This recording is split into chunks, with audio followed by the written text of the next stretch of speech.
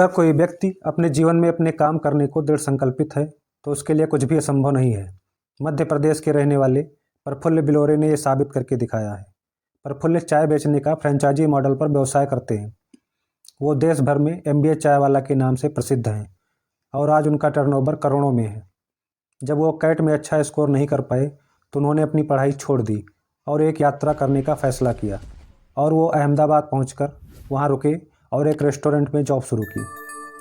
पर प्रफुल्ल अपना खुद का बिजनेस शुरू करना चाहते थे और उनके पास ज़्यादा बजट नहीं था।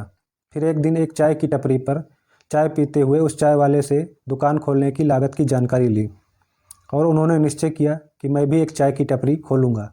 और उन्होंने ज़रूरी सामान खरीदा और अपनी चाय की दुकान शुरू कर दी।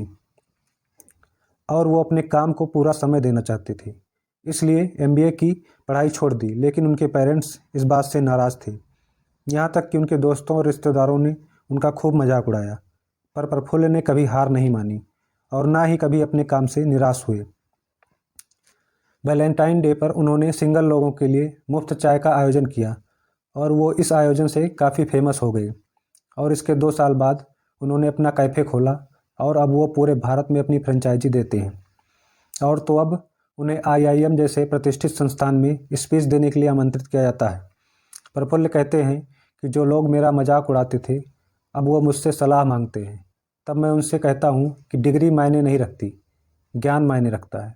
मैं एक फुल टाइम चाय वाला हूँ और इससे मुझे बहुत प्यार है। प्रफुल्ल जब पहले दिन दुकान की शुरुआत की थी तब उन्होंने सिर्फ एक चाय बेची थी और आज उनका कारोबार करोड़ों में।